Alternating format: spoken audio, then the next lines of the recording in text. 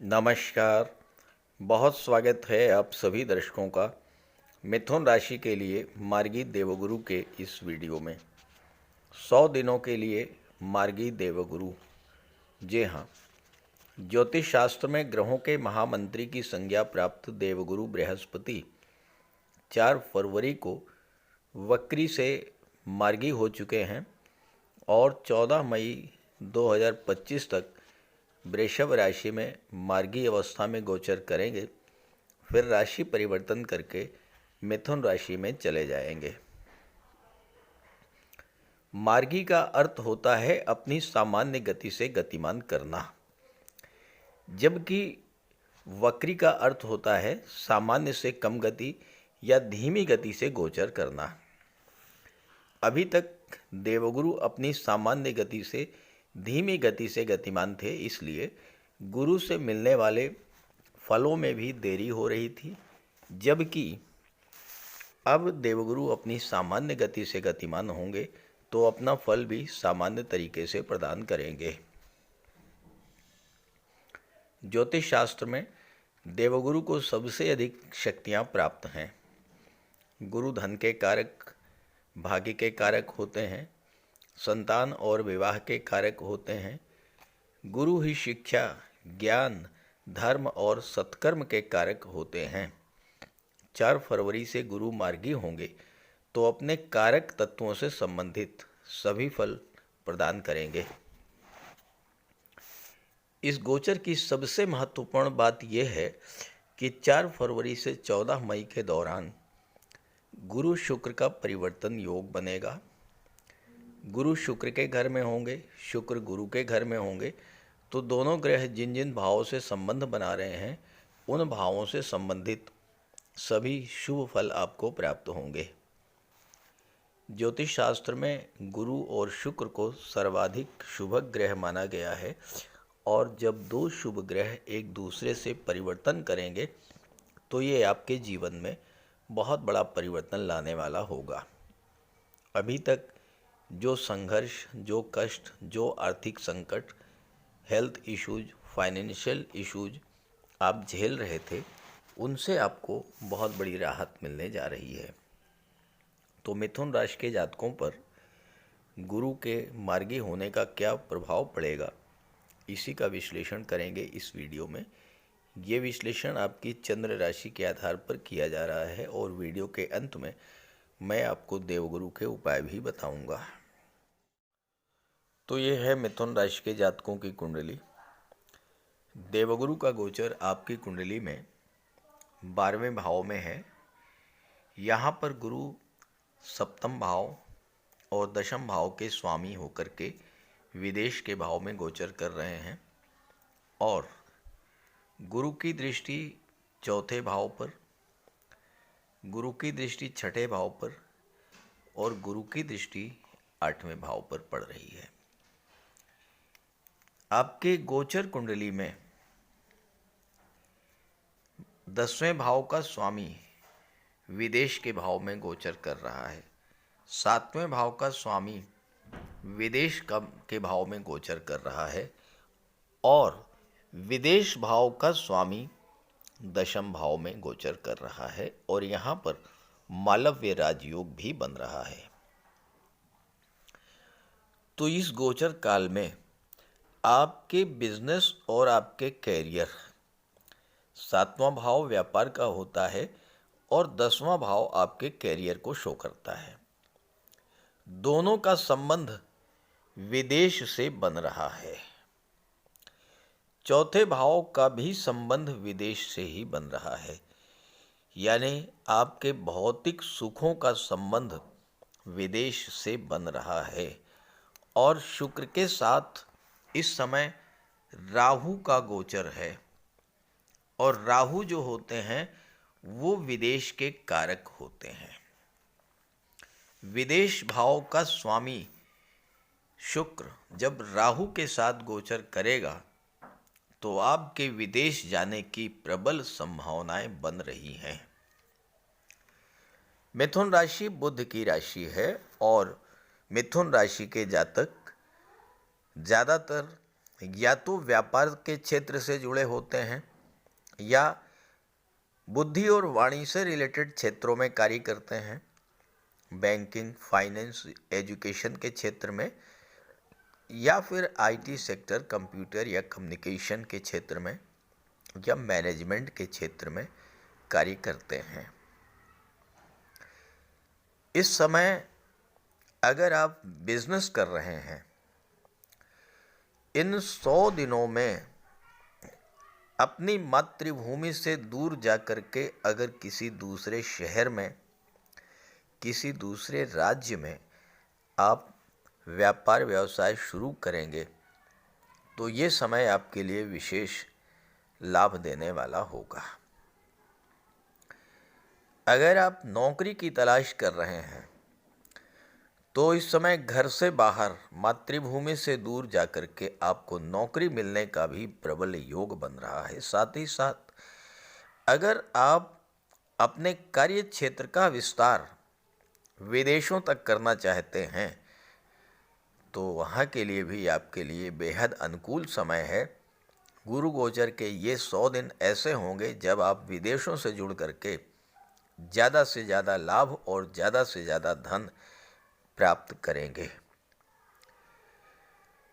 गुरु शुक्र से परिवर्तन योग बना रहे हैं और जब परिवर्तन योग बनेगा तो गुरु और शुक्र दोनों का जिन जिन भाव से संबंध बन रहा है उन भावों से संबंधित सभी फल आपको प्राप्त होंगे। अब यहाँ देखिए, शुक्र दशम भाव में है गुरु की राशि में, गुरु 12वें भाव में है शुक्र की राशि में, और गुरु सप्तम भाव, एक केंद्र के भाव के स्वामी हैं। 7वां भाव होता है विवाह का, दाम्पत्य सुखों का और व्यापार का। व्यापार की बात तो हो चुकी। शुक्र पंचम भाव के स्वामी है। पंचम भाव लव रोमांस का होता है और शुक्र प्रेम के ग्रह हैं, राहु के साथ हैं। राहु एक ऐसे ग्रह हैं जो जिस भाव से संबंध बनाते हैं उस भाव से संबंधित चीज़ों के प्रति लगाव, आकर्षण बहुत ज़्यादा बढ़ा देते हैं। यहाँ पर राहु की दृष्टि धन के भाव पर पड़ रही है। गुरु की दृष्टि 8वें भाव पर, 6ठे भाव पर पड़ रही है। दूसरा भाव धन का भाव होता है, 6ठा भाव कर्ज का भाव होता है। राहु के प्रभाव से अचानक धन लाभ का योग बनेगा और गुरु के प्रभाव से किसी तरह के पुराने कर्ज से आपको राहत मिलने जा रही है। 28 जनवरी को शुक्र दशम भाव में आए हैं। इसके पहले यहाँ पर राहु का गोचर था और राहु अकेले गोचर कर रहे थे। 10वां भाव आपके कैरियर, प्रोफेशन को शो करता है। 10वां भाव आपका कार्य स्थल होता है, आपका जहाँ पर आप कार्य करते हैं, जहाँ पर आप व्यापार करते हैं, जिन लोगों के साथ मिलकर के आप कार्य करते हैं, जिन लोगों के साथ व्यापार व्यवसाय करते हैं, वो 10वां भाव है। और यहाँ पर राहु थे। राहु क्या करते हैं? राहु भ्रम पैदा करते हैं, गलत फहमी करते हैं, पैदा कर देते हैं, कार्यों में अप डाउन्स की स्थितियाँ लाते हैं। और राहु अगर कुंडली में ज़्यादा खराब हुए तो बनते बनते कार्य आपके लास्ट स्टेज में आपका 99% काम पूरा हो जाएगा, अंत में बिगड़ जाएगा। ये राहु का स्वभाव होता है।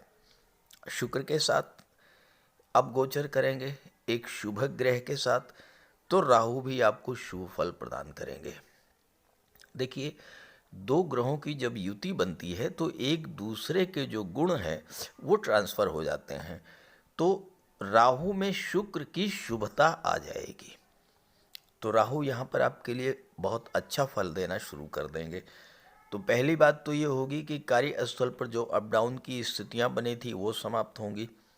किसी प्रकार की गलत फहमी थी, कोई भ्रम था, वो समाप्त होगा। और राहु शुक्र की दृष्टि चौथे भाव पर पड़ेगी। चौथे भाव की चीज़ों के प्रति लगाव बहुत तीव्र गति से बढ़ेगा। और 4 फरवरी से 14 मई का जो ये गोचर काल है, इसमें आपका पूरा फोकस इस बात पर होगा कि कैसे भी हो भौतिक सुख सुविधा के साधन जुटाए जाएं, घर बनाया जाए, घर खरीदा जाए, वाहन खरीदा जाए, घर का विस्तार किया जाए, घर का डेकोरेशन किया जाए। इस तरह के कार्य करने की आपकी इच्छा होगी, अत्यंत तीव्र इच्छा होगी। और अगर आपकी जन्म कुंडली में शुक्र और राहु अच्छी स्थिति में हुए तो फिर आपकी ये इच्छा पूरी भी होगी। शुक्र पंचम भाव के स्वामी हैं। पांचवा भाव संतान का होता है, शिक्षा का होता है। संतान से लगाव बढ़ेगा, शिक्षा से लगाव बढ़ेगा, पढ़ाई में मन लगेगा। और आपकी कुंडली में छठे भाव के स्वामी मंगल हैं और मंगल आपके लग्न भाव में इस समय गोचर कर रहे हैं। छठे भाव का संबंध जब लग्न से बनता है, लग्न छठे का स्वामी लग्न में गोचर कर रहा है, छठे भाव का संबंध जब लग्न से बनता है तो संघर्ष बढ़ जाता है, चुनौतियां बढ़ जाती हैं, चैलेंजेस बढ़ जाता है। लेकिन ये तब होता है जब छठे भाव का संबंध मंगल जैसे ग्रह से ना बने। अगर छठे भाव का संबंध शनि से, मंगल से, राहु से बन जाए तो उस स्थिति में क्या होता है कि जीवन में जो संघर्ष चल रहे थे उन संघर्षों का अंत होने लगता है। अब यहाँ मंगल से संबंध बन रहा है छठे भाव का और गुरु जैसे शुभ ग्रह की दृष्टि पड़ रही है, तो छठे भाव का जो नेगेटिव प्रभाव आप पर था वो समाप्त होगा। यानी आपके जीवन में जो चैलेंजेस थे, जो संघर्ष थे, जो चुनौतियां थी, वो समाप्त होंगी। दूसरी बात, एक बहुत महत्वपूर्ण सूत्र आपकी कुंडली में घटित हो रहा है और वो क्या है? वो ये है कि अगर गुरु और मंगल का संबंध कुंडली में बने तो एक से अधिक साधनों से आपकी आय में वृद्धि होती है। अब यहाँ देखिए, गुरु की 7वीं दृष्टि छठे भाव पर, इसके स्वामी हैं मंगल। मंगल की 4थी दृष्टि चौथे भाव पर, गुरु की 5वीं दृष्टि चौथे भाव पर। मंगल की 7वीं दृष्टि 7वें भाव पर, इसके स्वामी हैं गुरु। मंगल की 8वीं दृष्टि 8वें भाव पर और इस पर गुरु की दृष्टि पड़ रही है। तो गुरु मंगल का संबंध बन रहा है और ऐसी स्थिति में आपके सोर्स ऑफ इनकम बढ़ेंगे। दूसरी बात, एक महत्वपूर्ण गोचर है मंगल का आपकी कुंडली में। भले ही आपके लिए मंगल योग कारक नहीं है, लेकिन मंगल लाभ के स्वामी होकर के लग्न में बैठे हैं और जब लाभ का स्वामी लग्न में गोचर करता है तो वो हर तरह का लाभ प्रदान करता है। तो एक तो आपकी इनकम बढ़ेगी, आय के नए नए स्रोत बनेंगे, extra source of income generate होंगे। साथ ही साथ मिथुन राशि बुध की राशि है। बुध एक सामाजिक ग्रह हैं, सोशल प्लैनेट माने जाते हैं और जब लाभ का स्वामी लग्न में गोचर करेगा तो आपको अपने संबंधों का इस समय पूरा पूरा लाभ मिलेगा। अपने फ्रेंड सर्किल का, अपने कॉन्टैक्ट्स का ज़्यादा से ज़्यादा लाभ इस समय आप ले पाएंगे। अपने संपर्क सूत्रों का प्रयोग करके आप अपने व्यापार व्यवसाय को बढ़ाएंगे, आप अपने कैरियर में ग्रो करेंगे और साथ ही साथ विदेश जाने के आपके सपने भी इस गोचर काल में पूरे होंगे। चूँकि मंगल की भी दृष्टि पड़ रही है चौथे भाव पर, शुक्र की भी दृष्टि चौथे भाव पर, राहु की भी दृष्टि चौथे भाव पर और गुरु की भी दृष्टि चौथे भाव पर पड़ रही है। और 29 मार्च को शनि भी आ जाएंगे दशम भाव में, तो शनि की भी दृष्टि पड़ेगी। आपकी कुंडली का चौथा भाव इस समय पूरी तरह से जागृत है। चौथा भाव क्या होता है? सुखों का भाव होता है। मिथुन राशि के जातकों के जीवन में सुखों की बाढ़ आने वाली है, सुखों की सुनामी चलने वाली है। हर तरह के सुख इस समय आपको प्राप्त होंगे और अचानक से बहुत सारी घटनाएं घटित होंगी। अचानक से धन लाभ होगा, अचानक से आप कोई प्रॉपर्टी खरीद पाएंगे, अचानक से आपके विवाह का रिश्ता तय हो जाएगा, अचानक से कोई वाहन आप खरीद पाएंगे, अचानक से विदेश जाने का योग बन जाएगा। नौकरी में हैं तो अचानक से प्रमोशन का लाभ आपको मिल सकता है। और चूंकि शनि 29 मार्च के बाद भाग्येश होकर के गोचर करेंगे दशम भाव में, भाग्य का भी आपको साथ मिलेगा। और जब भाग्य का साथ मिलेगा, धन का साथ मिलेगा, तो फिर आपकी इच्छाएं भी पूरी होंगी। 11वां भाव इच्छा पूर्ति का होता है। 11वें का स्वामी जब लग्न में गोचर करेगा तो फिर आपकी इच्छा पूर्ति होगी। कोई भी इच्छा हो, धन की इच्छा, संतान की इच्छा, विवाह की इच्छा, शिक्षा की, कोई भी इच्छा इस समय आपकी पूरी हो सकती है।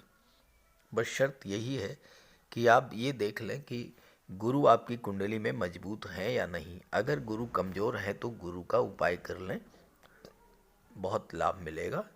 तो बात करते हैं उपायों पर। कुंडली में देवगुरु बृहस्पति का बहुत ही महत्वपूर्ण स्थान है, क्योंकि देवगुरु कुंडली के पंचम और नवम भाव के कारक होते हैं। पंचम भाव से संतान का विचार किया जाता है, शिक्षा का विचार किया जाता है, और नवम भाव से भाग्य का विचार किया जाता है। गुरु ग्रह भाग्य के लिए जिम्मेदार माने जाते हैं और किसी भी कार्य की सफलता के लिए देवगुरु का मजबूत होना बहुत ज़रूरी है। जब कुंडली में देवगुरु मजबूत होते हैं तो भाग्य का साथ मिलता है, जिस काम में हाथ डालते हैं वो सफल होता है, विवाह समय से होता है, शिक्षा अच्छी मिलती है, गुरु की कृपा रहती है, धन की प्राप्ति होती है। तो देवगुरु के लिए कुछ उपाय बताने जा रहा हूँ, उपाय ज़रूर कीजिएगा। अगर आपकी जन्म कुंडली में गुरु कमज़ोर स्थिति में है तो आपको गुरुवार का व्रत करना चाहिए। स्नान करते समय जल में आधा चम्मच हल्दी डालकर स्नान करें।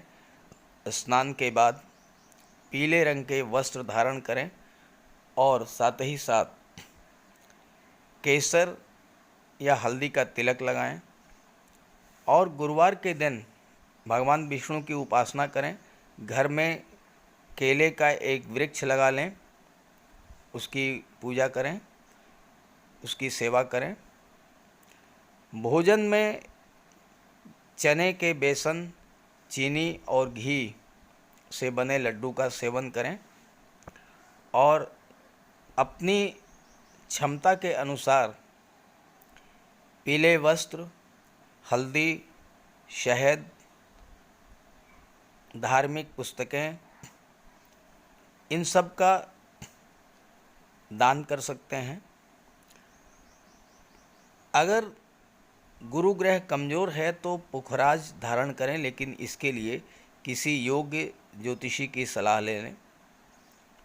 माता पिता, गुरु और बुज़ुर्गों का सम्मान करें, उनकी देखभाल करें और उनका आशीर्वाद प्राप्त करें। साफ सफाई रखें, गुरु की सेवा करें और दही और चावल गरीबों को खिलाएं। किसी गरीब को, किसी दिव्यांग व्यक्ति को भोजन कराएं। किसी वृद्धाश्रम में जाकर के वृद्धों के साथ कुछ समय बिताएं, उनकी समस्याओं को जानें समझें।